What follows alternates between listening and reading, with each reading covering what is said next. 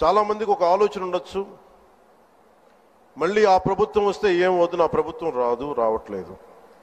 ఇది ఎందుకు చెప్తున్నానంటే, ఇది I want to give you confidence, I want to empower you.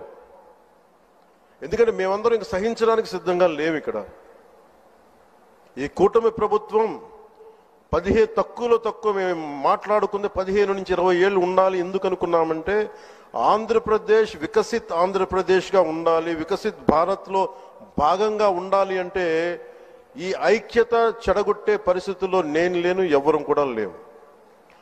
అలాగే ఇది గత ప్రభుత్వ పాలకులు కూడా ఇది గుర్తుపెట్టుకోవాలి.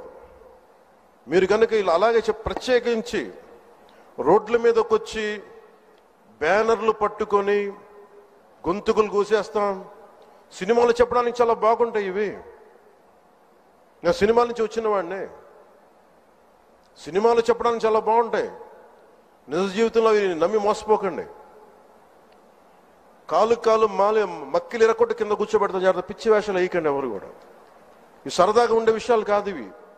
శాంతి భద్రతలను ఏమాత్రం క్షీణిస్తే చిన్నపాటిది కూడా సహించం. మీకు బలంగా తెలియజేస్తాను ప్రజలందరికీ కూడా. పిచ్చి మాటలు మాట్లాడకండి ఎవరు.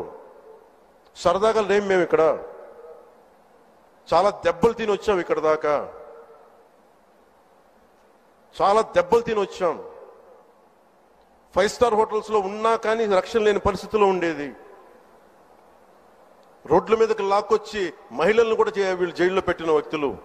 అవన్నీ తట్టుకొని నిలబడ్డామంటే ఇంకా మేము సంస్కారంగా ఉండాలి. With the constitutional guide lines, with in the frame work of law ఉండాలి. కాబట్టి చాలా పద్ధతిగా మాట్లాడుతున్నాం. అనవసరంగా రెచ్చగొట్టకండి ఇవన్నీ ఇలాంటి మాట్లాడి. నేను తమిళనాడు సభలో కూడా చెప్పాను. అదేంటంటే సాధు మిరండాలు కాడుకోళ్ళదంటే, సజ్జనుడు కోపం వస్తే అడవి కూడా ఆపలేదనేది. అలాగే మాది మంచి ప్రభుత్వం.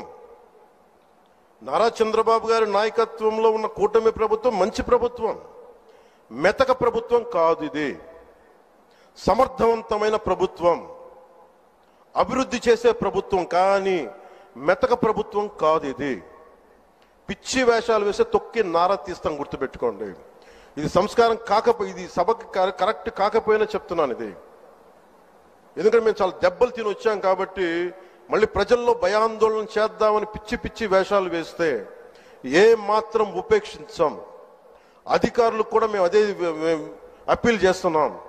మీరు దయచేసి any anti constitutional, any anti government, please kindly take care and make sure you implement the law. Make sure it should be within the legal framework. Thank you. Jai Hind, Jai Bharat.